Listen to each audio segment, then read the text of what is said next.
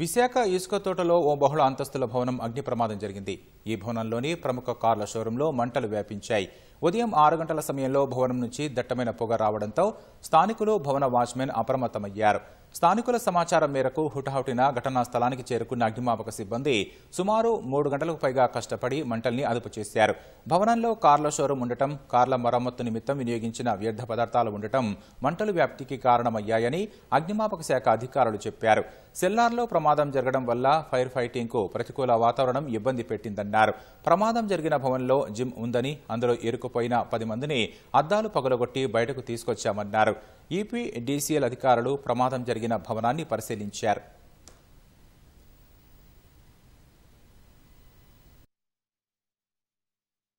సుమారు మార్నింగ్ 7 o'clockకి మనకి సమాచారం అందిందండి. అందిన వెంటనే మనం విశాఖపట్నం ఫైర్ స్టేషన్ నుంచి ఏడీఎఫ్ఓ గారు వారికి సిబ్బందితో రావడం జరిగింది.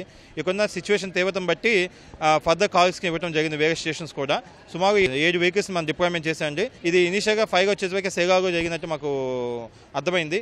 ఇక్కడ సెగార్ 1, సెగార్ 2 రెండు ఏరియాస్లో ఫైర్ క్యాచ్ అయింది.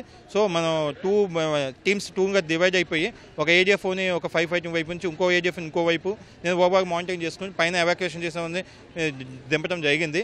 ఇక ఈ సిచ్యువేషన్గా మా వారు 35 మంది టీంతో పాటు అసిస్టెంట్ డిస్ట్రిక్ట్ ఫైర్ ఆఫీసర్ ముగ్గురు, నేను రావడం జరిగింది. కంట్రోల్ అయితే సిచ్యువేషన్ అయితే కంట్రోల్ తీసుకోవడం జరిగింది.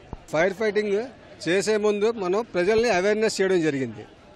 అంటే వాళ్ళు పానిక్ సిచ్యువేషన్లో ఉన్నారు, జిమ్లోనే లాక్ అయిపోయి ఉన్నారు, వాళ్ళకి ఏం చేయాలని తెలియని పరిస్థితి, ఏడుస్తూ ఉన్నారు అనమాట.